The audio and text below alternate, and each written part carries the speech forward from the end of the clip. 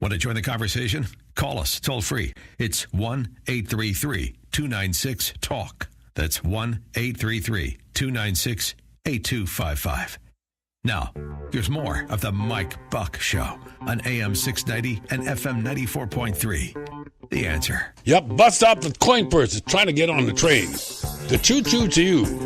Okay, you know, as I was telling you earlier, every other Monday, we get together and we talk Heartbeat. This is a program brought to you by Heart in the idea of educating you about this system, educating you about the operation and all the new developments. Now, you can't do anything without taking a look at when they, let's stop this thing at Middle Street. That seems to be the big debate. So we have a lot of stuff to cover this morning, but I thought we could start off with CEO and Executive Director of Heart, Andy Robbins, in our newsmaker seat once again on this Monday. Happy Monday. How you doing, my friend? I'm doing well. You know, am I right? Or have we stopped? Is everybody stopped at Middle Street and just hanging out there looking at this thing? What is that a good way to put it? Okay, let's stop. Let's just hang out here and kick the stone around for a while. What's going on? Well, we've heard this call for a pause, and when I hear the word pause, to me, that sounds like you're a delay. Builder. You don't like that, do you? No, yeah. We're constructing. And, yeah. We know from the past that delays cost a lot of money, so that's not where we're going. And I think it's important for everyone to understand that we're mandated to build this rail system all the way to Alamo. Okay, let's make really double clear that, because I do know that there are a lot of supporters, and when you listen to their spiel, a lot of them sound pretty good. And maybe because they think numbers will work a different way, but are they not looking at the 800-pound gorilla in the corner of the room about is this federal money going to be ours if we don't do what we told them we're going to do? Well, we have a contract. Yeah. We have a full funding grant agreement, as it's called, with the federal government. It's based on a 20-mile rail transit system with 21 stations, and that's what we're supposed to build. If we don't build it according to those specifications, then essentially we're in breach of contract. Do they make available to you information about other systems in other places where you might be able to get some help? I'm not saying giving you advice how to spend their money, but what I am saying is we have to scratch the ground and talk about the 3 Ps and all of that stuff. Every time we look now, we have to say, okay, if we're not going to get the money from here, how are we going to create this? Because we need to do this, because if we don't, the federal's not going to pay us. Yeah. Well, we've done a lot of work in terms of scrubbing our budget, making sure we understand what the costs are going forward. Mm-hmm. And at this point, we're fully funded. That was the big decision back in 2017 in the special session of the state legislature. They spent essentially all year deliberating and coming to a conclusion that, yes, they should fund the gap funding, the overrun amount that occurred on the project. Is it atypical to have these things where you have to stop for a minute because things aren't happening the way you thought they were going to happen when you funded something or when you asked for the money? It's pretty typical. I mean, these mega projects, if you think about it, we're building a major piece of infrastructure right across a major city. Yeah. Existing major city, by the way. Right. Now, when you build a high rise, I'm not saying that's not complicated, but at least you get the property, you put a fence around it, and you bring in your equipment and your materials, and up you go. What we're doing is horizontal construction, and that's a really different thing. Yeah, and we got to talk about that, and mainly, you mentioned in some materials that I've seen that if we did stop it in Middle Street, people are thinking, well, it would stop the spending. Actually, wouldn't it actually cost a lot of money? Yes, well, I think because of the situation with our contract with the government, the federal government, we'd be in a position of having to pay back the amount of money that we've already used. Which is the $750 million? Well, about $800 million. We've already used. Excuse me, I'm having the big one. And that money isn't just sitting around locally here, so the city would probably have to borrow that money and pay debt service on that money. So, we'd be trading savings on construction costs for expenditures on things like financing and borrowing. I don't know. Yeah. First of all, most homeowners don't plan interest in their thinking. They say, how much am I making? How much did the bank say my mortgage is going to be? How much is my monthly payment? They don't understand for 30 years the majority of what they pay is interest, not principal.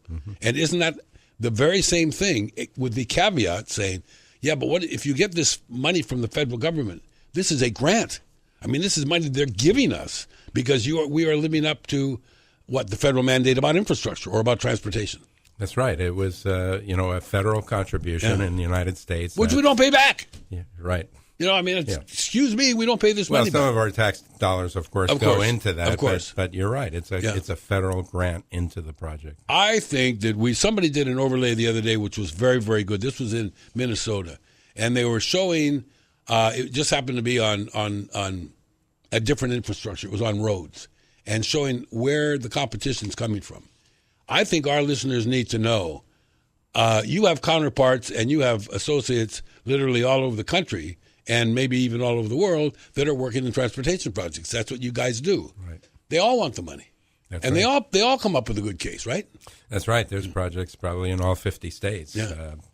And the demands are much greater than the supply of federal funding in terms of the federal contribution. But here we have a contract, a project that's going.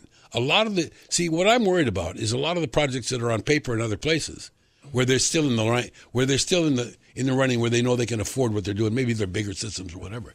That somebody would say, hey, before we look at this project, which seems to be derailed, excuse the expression, let's go over here where they've got a brand new start. How difficult is it to fight back if you're in violation of the contract that you've signed with the federal government?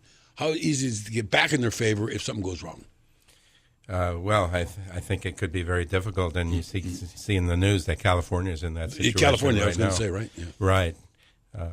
But one point that you sort of bring out is that we don't need another act of Congress to receive the rest of this grant. That's right. It's Let's already remember that committed. It's there. Money. It's committed, right? Right. Now the FTA, the Federal Transit Administration, has held up the flow of funding until we have the recovery plan approved. You have to explain that. First of all, gang, when something gets approved doesn't mean it gets paid, because there's another step, and that's where's the money. Right. I mean, yes, we're going to pay this, but we don't have any money to pay for it right now. Can you wait? That doesn't do well with people who are waiting for a paycheck in construction every week, is it? That's right. Yeah. So, a couple of years ago when the project ran into difficulty, the federal government required HART to produce a recovery plan. Mm-hmm. Which you did. Which we did. And now, by the way, was that before you joined? It started before That's I joined. That's what I thought. And then you finished the project. I finished it, and we got actually 2 revisions of the recovery plan submitted under my watch. And then the last revision was in November of 2018. Yeah. Because the feds wanted us to show them where all the money is coming from, and they also wanted us to make a decision on how to proceed with the city center portion of the work. So we accomplished that in November.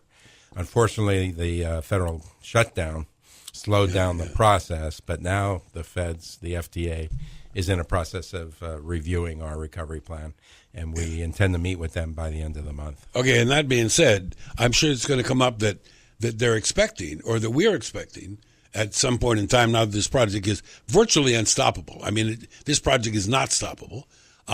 Is the intention was it to go to Ala Moana? How many people are waiting at that end of this thing saying, hey, wait a minute, you promised us you're coming here. What's going on?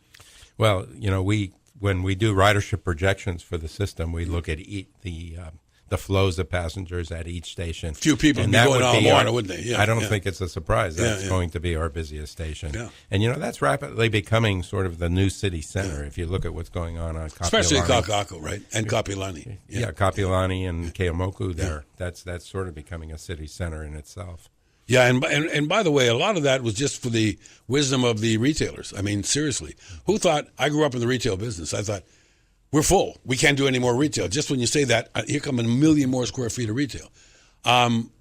What about when you get comments like, look, we have to be careful because, as we know, our economy is sort of smoothing out at this 10 million visitors. We're not going to get, many more visitors. We got to do something else for them.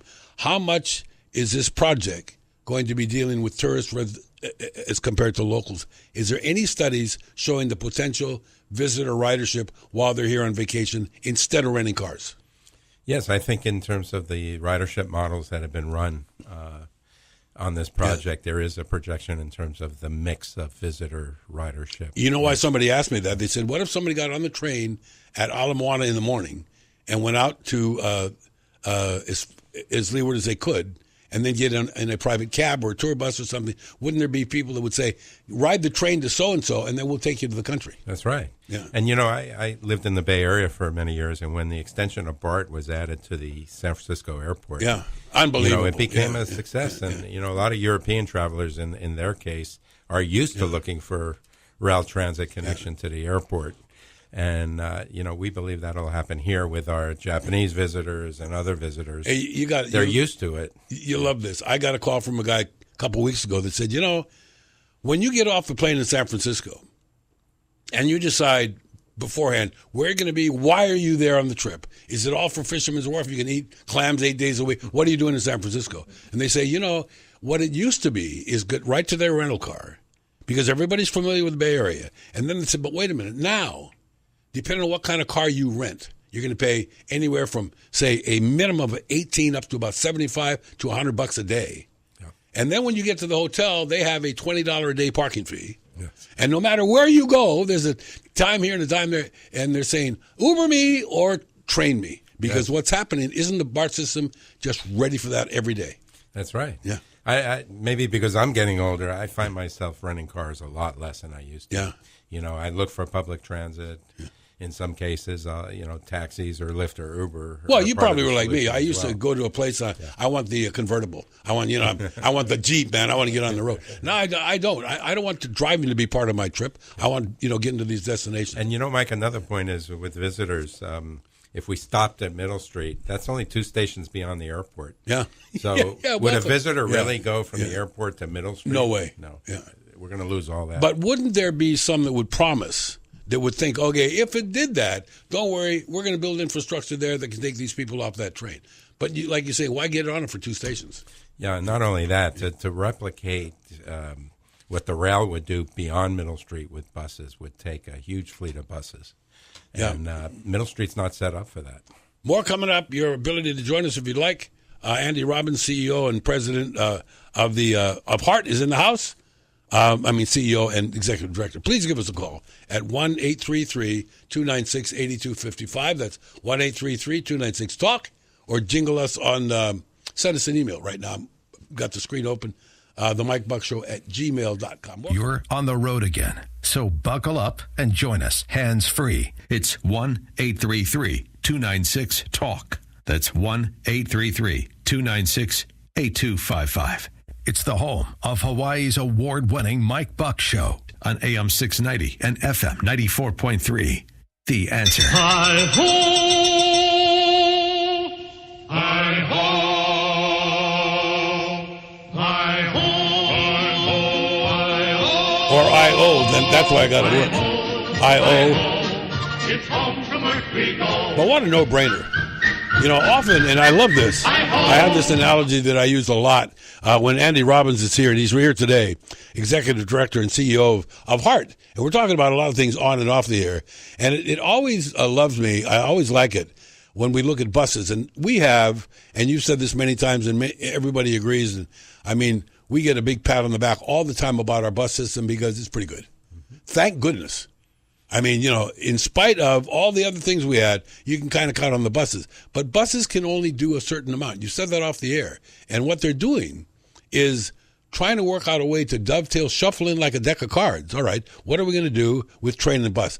How are you progressing with the bus with regards to incorporating and, aligning and doing the baton passing in the services that you both provide? Yes, well, we work very closely with the City Department of Transportation Services, who oversees the bus operation. So, for example, we plan to open the West Side part of the system next year. That's right. We're waiting. We're getting ready for that, and we have weekly meetings with the city DTS on that, and we want to make sure that we offer a good service, even though we're only opening up the first 10 miles. So we have a rail service from East Kapolei to Aloha Stadium. We want to make sure that the bus system at Aloha Stadium, or it might be Pearl Ridge, is ready to go so that, when a train arrives, people can get right onto a bus. Here's the magic. If you have not joined us before, And one of the things that everybody really reacts to, and most of them, Andy, thank me for making sure that we bring this up on a regular basis, is you don't have to be like, and I use the analogy all the time, of Dagwood Bumstead from the comics running to the bus stop, and if you miss it by a minute, you're waiting an hour. You miss the train, no biggie. I mean, you're talking minutes from the next one. But that then indicates, okay, at that end, with these every 5 minutes with a train coming in, there better be every 10 minutes a bus going out. Right, and I remind our people that it's not just about the train trip itself. Yeah. It's about the entire journey. Sure. So, somebody would have to get to the rail station. That's part of the journey. And then connect to a bus or a Beaky bike or whatever it may be. And then finally get to their destination. So, we really need to think about the entire journey. There's another thing that people don't think about. We do know that you're trying to make one ticket fits all, that we're going to do that. That has to be, imagine, and I liken this the other day when somebody called me and said, look, pretend for a minute you're a store owner in a shopping center. And you all have gift certificates, but they're good in any store. Somebody has to account for that. So at the end of the day, and people that are under the misimpression that Hart is deciding what everything costs. Who decides that? I mean, obviously, you need to get a certain amount of dollars in every rider for the train, but realizing the bus has got to get a piece of that action. There are other people partaking in the revenue. Right. Well, first of all, the city will oversee the operations, and it won't be Hart. Hart is really mandated to build this system. I want to make sure people understand that. Yeah. Right? Yeah. And we're not setting any fares. There's a city rate commission that is looking into the issue of fares, and they will make a recommendation through the Department of Transportation Services. Eventually, the city council will make the policy decision about what the fares are.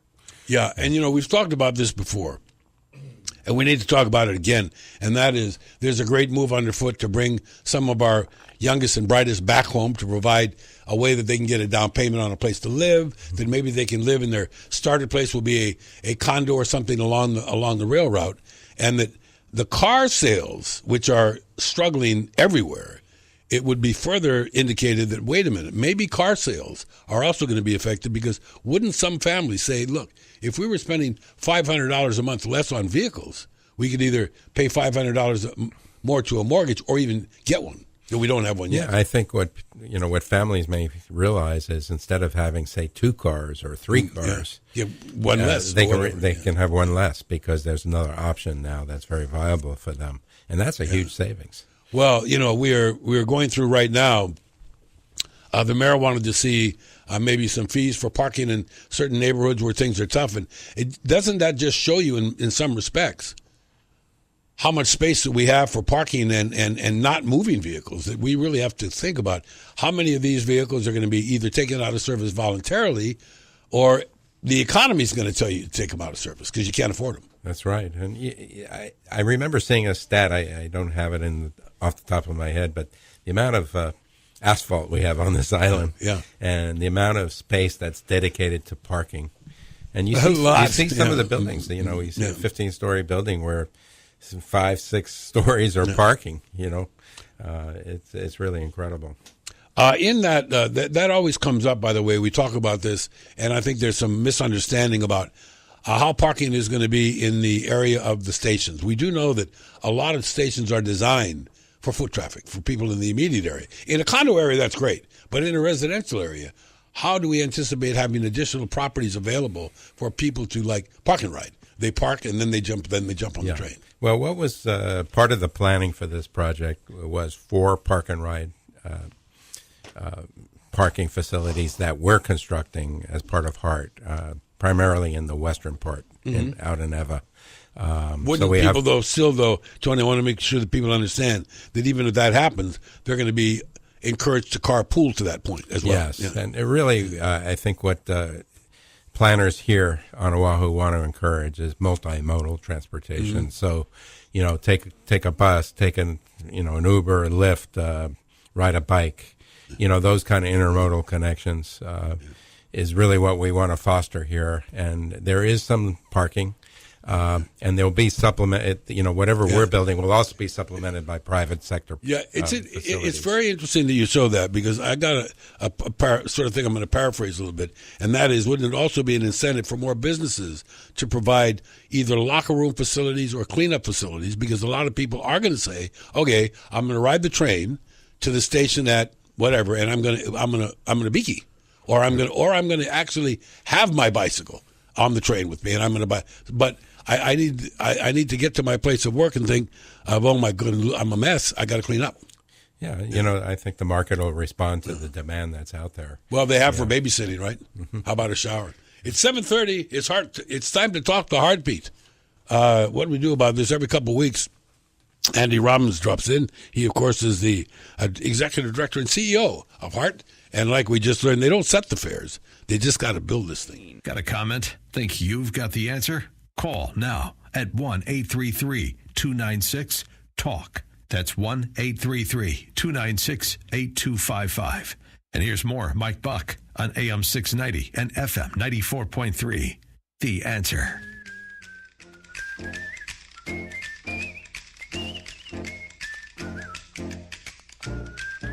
Yeah, as I was going to say, they had March Madness in the basketball business. But I think March Madness is just it's a typical March for Hart. Marching through the madness indeed. Tony Robbins is here, and we're talking about Heartbeat, and we're talking about right now, we wanted to make sure that we have a lot that I need to get people to understand. Tony, if you don't mind, share some of the inner working. I mean, Andy. Or that Tony's the 6'9" motor vehicle speaker. Why did I think about that? Does that happen? All the time. All the time. Good. I don't feel so bad. I mean, the guy. And I should know these things. Okay, let's go back. So Andy's going to talk to us now about Middle Street, but I also want him to share with us the way these 3P things work. It's not just a pie in the sky. This is actually systems that are, I don't want to say bailing out, but these are systems that are, programs that are strengthening these kind of systems everywhere, because finally we're able to, I guess, for want of a better thing, Tony, is talk about, it's even here. It's over here. And it's also, we got to make sure that people understand that, without this partnership, in many places, it's just not going to work. Isn't that something we're looking at? Yeah. When I came in, I wanted to look at global best practices and see how we could apply it here. Yeah. And I came in just as the special session of the legislature was ending, and that additional funding was signed into law. And the key message that was very apparent to me is, stay within your means from this point forward. So we had to figure out a way to have more certainty in terms of our cost and our budget, and we saw public-private partnerships as a vehicle that could help us with more certainty in those areas. Yeah, and that's really, really important. And I want to get some for examples, but let's go back again to the, I guess, logjam, bottleneck, if you will, which is Middle Street. And there are many, many people who say, okay, this good, let's stop it right here, we'll be okay. You cautioned about that when we met, every time we get together, a couple times a month, and there are certain factions of the area of the group that are opposed to the rail at any cost, are certainly wanting to stop. But what about people that say, well, I like it, but I don't know how much more we can spend. And so I don't want to really say that I don't want it to go the rest of the way, but I think for right now, and isn't that the killer words for right now? We don't want anything for right now because it's not going to get changed later. Yeah, and we took a look at what the cost might be if we stopped at Middle Street. And when we look at all of the factors and all of the potential factors, we're not really seeing any major cost savings. So, because now we have to actually think about paying back the federal share, borrowing the money in order to be able to do that, and paying the debt service on that, borrowing other money that we need just to finish the Middle Street.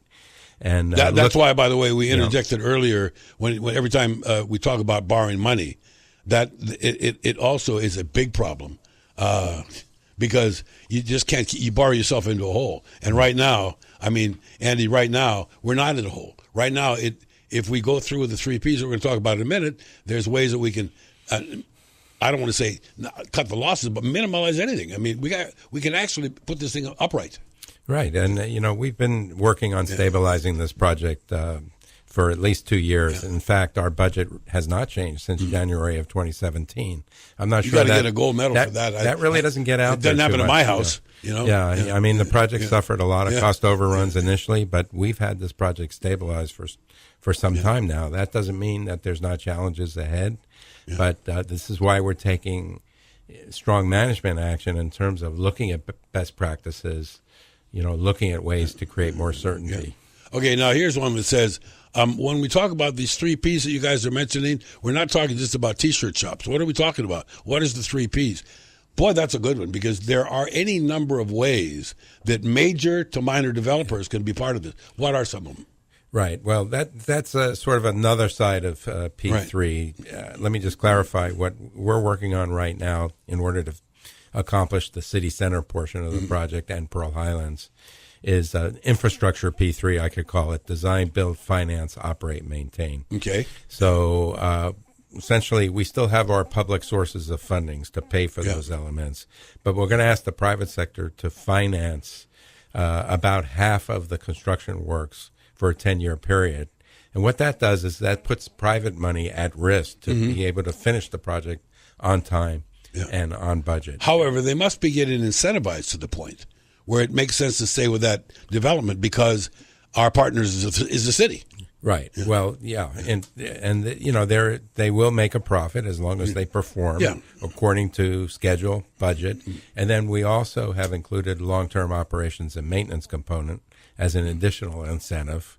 So there's a 30-year operations and maintenance business opportunity for these firms. Are there as well? But what that does for us, Mike, and for the city, is that makes sure that the assets of the rail system are well taken care of. Yeah, that's what I was for a long period of time. Yeah, and by the way, doesn't it also matter to some when they see other groups, whether the venture capital groups or aren't there people literally not just around the country, Andy, but around the world, that look for opportunities to have a good, solid investment? I mean, we are still a pretty good, solid investment here. That's right, and it's project finance. Yeah. So, as an example, there are infrastructure mutual funds that are out there where people are looking to invest in infrastructure and trying to get a steady rate of return over a long period of time. Infrastructure is attractive because that opportunity is available because, for example, what we're building is going to be here for 50 or 100 years.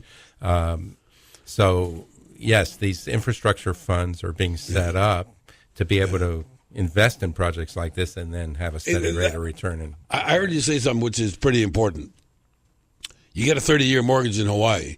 When you start getting it paid down and you go to sell the property, the mortgage is no longer exciting because the value is so much. The new guy's got to do this. The new guy's got to do that. It seems to me that, depending on the type of investment that people are willing to make in a property or in a project such as this, it would make a lot of people that are around them feel, well, if they're going to do it and they know what they're doing, they've done their homework, they're big here and they're big there, I'm going to do it. Yeah, and there are several international firms that are in this infrastructure space now, making these investments in these projects. But, in the way that the P3 is set up is we're not just giving this business opportunity to somebody. They have to perform. So there's specifications and performance standards that they have to meet. Starting with the construction of the project, they have to be on time, on budget. Otherwise, they don't start getting paid back on their private finance. Well, but when they go into operations and maintenance, the train has to be running on time to a very high quality standard. And that's what I was going to ask you, because I know that in the construction shows that we do, that it's like Atlas, for instance, a design and build firm. They have subs that get all their work from that company. So they know, like a ballet, who's going in and who's going out. Isn't this a massive example of that? When you start talking about a station or a train, you better get your sub job on time because there's a big guy waiting right behind you to do his work. That's right. And then by adding in this element of private finance, the way that the structure is on these projects is they don't start getting paid back on their finance until the train is actually up and running. And by the way, you ought to let people know how much pre-planning had already been that way surpasses Middle Street. I mean, we don't have to redesign something. This thing is all done. It's in a package. That's right. The planning is there, but not only that, we've been acquiring properties. And last year, we let a contract to start relocating the utilities that are under Dillingham. Yeah, that's a question right here. It says, forth. please ask Andy to explain how we're doing with the underground utilities on Dillingham. Yeah, we've started. Yeah. We're What a job, huh? It's a huge job. Jeez. You open that street up and think, what's going on in there? Want to join the conversation? Call us toll free. It's 1-833-296-TALK. That's 1-833-296-8255. Now, here's more of the Mike Buck Show on AM 690 and FM 94.3. The Answer.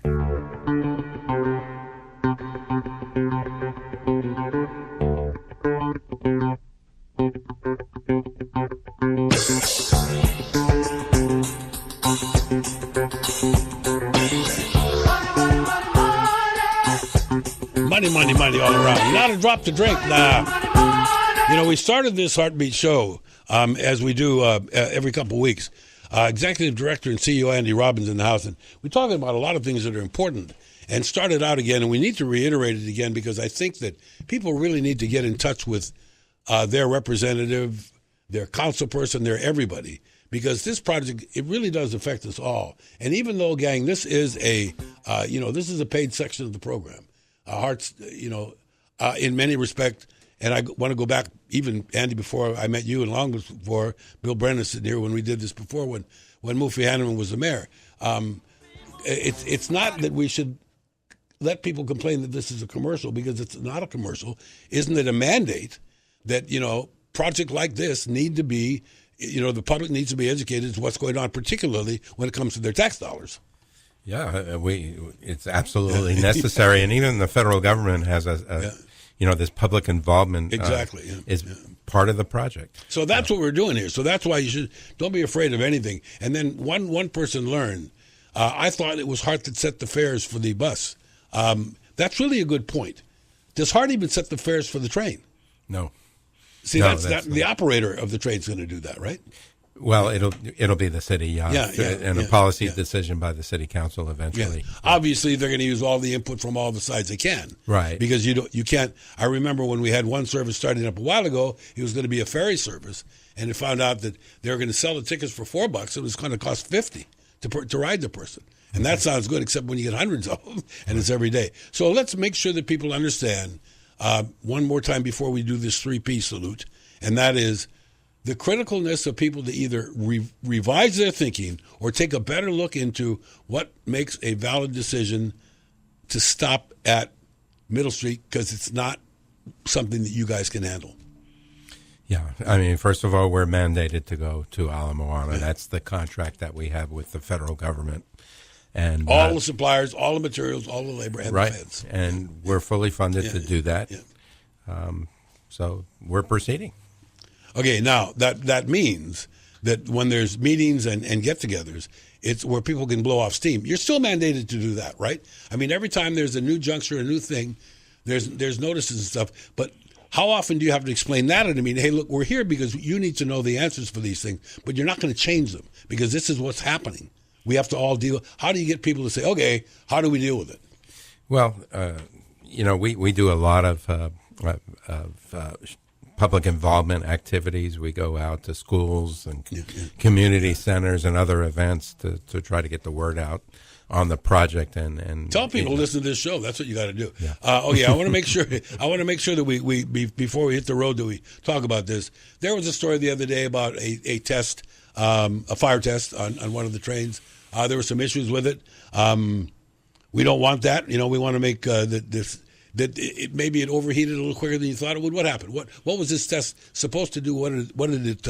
How did it learn you or educate you about it? Yeah. Well, first of all, maybe I can mention that we're rapidly moving into this testing and commissioning phase of the project. Which you explained, there's lots of that. Right. So, for many years now, it's all been about construction, but now we're actually starting to fire up all of the technology and all of what we call the operating system. No pun intended. Fired up. I mean, you don't want to light the trains on fire, but in fact, you do, right? You got to find out about this. Well, I mean, this is part of the test program, and I think it also demonstrates that we're going to hold our contractors and our suppliers' feet to the fire to make sure they meet the specifications. Here's the one that you'll like. Take this to the bank, and that is right now.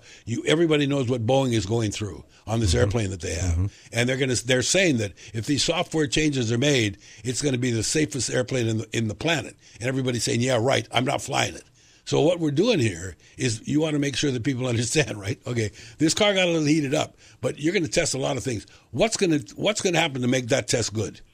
Well, I think what we're hearing from Ansaldo, who is the supplier of the trains, maker, right, is that this is a proven design. They've used this floor and roof design on other rail vehicles in the past, and those designs have passed the fire tests in the past.